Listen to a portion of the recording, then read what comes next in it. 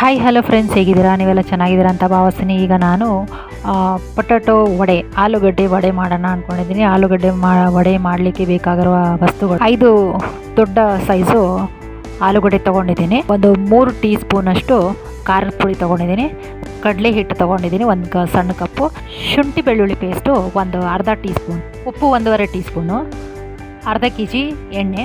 5 ದೊಡ್ಡ ಆಲೂಗಡ್ಡೆ ತೊಗೊಂಡಿದ್ದೀನಲ್ಲ, ಅದು ಚೆನ್ನಾಗಿದೆ ತೊಳ್ಕೊಂಡು ಆಲೂಗಡ್ಡೆ ನೀರಲ್ಲಿ ನೆನೆ ಹಾಕಿ ಚೆನ್ನಾಗಿ ತೊಳ್ಕೊಂಡು ಒಟ್ಟು ಸಮೇತ ತುರ್ಕೋಬೇಕು.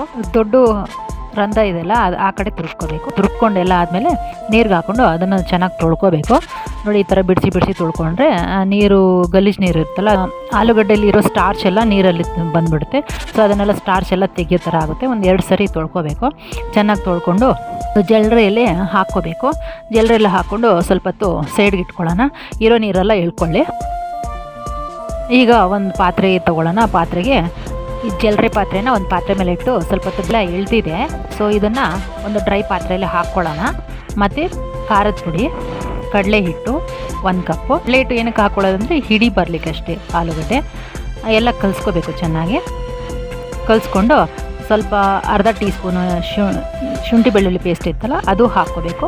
ಅದು ಹಾಕ್ಕೊಂಡು ಚೆನ್ನಾಗಿ ಕಲಿಸ್ಕೋಬೇಕು. ಇದಕ್ಕೆ ಉಪ್ಪು ಲಾಸ್ಟಲ್ಲಿ ಹಾಕ್ಕೋಬೇಕು, ಯಾಕಂದರೆ ಉಪ್ಪು ಹಾಕ್ಕೊಂಡ್ರೆ ನೀರು ಹಿಡಿಯುತ್ತೆ.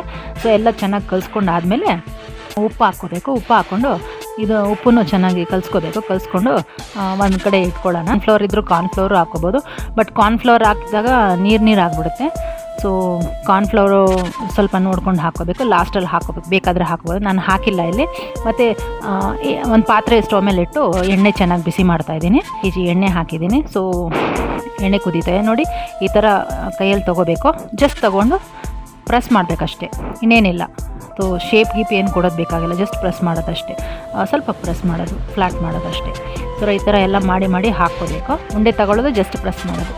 ಸೊ ಇದೇ ಥರ ಎಲ್ಲ ಹಾಕ್ಕೋಬೇಕು. ಹಾಕ್ಕೊಂಡು ಇಮಿಡಿಯೇಟಾಗಿ ಕೈ ಆಡಿಸ್ಬಾರ್ದು ಎಣ್ಣೆಯಲ್ಲಿ. ಒಂದು ಫೋರ್ಕು ಇಲ್ಲ ಸಣ್ಣದು ಯಾವುದೋ ಸ್ಪೂನ್ ಇರುತ್ತಲ್ಲ, ಅದನ್ನ ತಗೊಂಡು ಈ ಕಡೆ ಆ ಕಡೆ ತಿರ್ಸ್ಕೋಬೇಕು. ಸ್ವಲ್ಪ ಬಿಡಿಸ್ಕೋಬೇಕು, ತಿರ್ಗಿಸ್ಬೇಕು. ಯಾಕಂದರೆ ಅದು ಏನಾಗುತ್ತೆ ಅಂತ ಹೇಳಿದ್ರೆ, ನಾವು ಬಿಡಿಸ್ಕೊಂಡಾಗ ಅಂಟಿರಲ್ಲ. ಒಂದ್ರ ಮೇಲೆ ಒಂದು ಅಂಟ್ಕೊಂಬಿಟ್ರೆ ಅದು ಬೇಗ ಫ್ರೈ ಆಗೋಲ್ಲ. ಅದರಿಂದ ಬಿಡಿಸ್ಕೊಂಡು ಚೆನ್ನಾಗಿ ಫ್ರೈ ಆಗಲಿಕ್ಕೆ ಬಿಡಬೇಕು. ಜಾಸ್ತಿ ಬ್ರೌನಿಷ್ ಆಗಬಾರ್ದು, ಲೈಟಾಗಿ ಆಗಬೇಕದು. ಸೊ ಸ್ವಲ್ಪ ಬೇಯ್ತಾ ಇದ್ದಷ್ಟು ಹಂಗೆ ನಾವು ನೋಡಿಕೊಂಡು ತಗೊಳ್ಳೋಣ. ಫಸ್ಟ್ ಟೈಮ್ ಮಾಡೋರಾದರೆ ಸ್ವಲ್ಪ ಹುಷಾರಾಗಿ ನೋಡಿಕೊಂಡು ಎಣ್ಣೆಯಲ್ಲಿ ಬಿಡಬೇಕು. ಎಣ್ಣೆ ಎಗರುತ್ತೆ. ಅದರಿಂದ 7 ತನಕ ಹಾಕ್ಬೋದು. ಹಿಂಗೆ ಎಣ್ಣೆಯಲ್ಲಿ ಒಂದರ ಮೇಲೆ ಒಂದು ಹಾಕಬೇಕು. ಸ್ವಲ್ಪ ಬೆಂದಂಗೆ ಬಿಡಿಸ್ಕೋಬೇಕು. ಸ್ವಲ್ಪ ಲೈಟಿಶ್ ಬ್ರೌನ್ ಬರ್ತಾ ಇದೆ. ಸೊ ಆವಾಗ ಇದನ್ನು ತಿರ್ಸಿದ್ದು ಒಂದು ಪ್ಲೇಟ್ಗೆ ಹಾಕ್ಕೊಳ್ಳೋಣ. ಮತ್ತು ಉಳಿದಿದ್ದೆಲ್ಲ ಹಾಗೆ ಹಾಕ್ಕೊಂಡು ಗರಿಗರಿಯಾದ ಆಲೂಗಡ್ಡೆ ವಡೆ ಸೂಪರಾಗಿರುತ್ತೆ. ಟ್ರೈ ಮಾಡಿ. ನಾನು ಟ್ರೈ ಮಾಡಿದೆ, ಈಗ ಚೆನ್ನಾಗಿ ಬಂತು.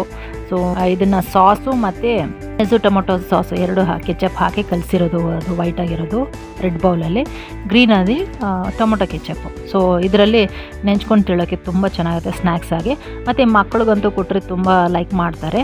ಮತ್ತು ನಾವು ಬಂದು ಟೀ ಇಲ್ಲ ಕಾಫಿ ಜೊತೆನೂ ತಿನ್ನೋದು. ತುಂಬ ಚೆನ್ನಾಗಿರುತ್ತೆ, ಟೇಸ್ಟಿಯಾಗಿರುತ್ತೆ.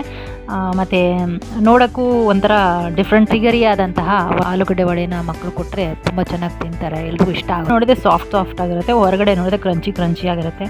ಈ ವಿಡಿಯೋ ಲೈಕ್ ಆದಲ್ಲಿ ಕಮೆಂಟ್ಗಳು ಕೊಡಿ, ಲೈಕ್ ಕೊಡಿ, ಸಬ್ಸ್ಕ್ರೈಬ್ ಮಾಡ್ಕೊಳ್ಳಿ. Thank you so much.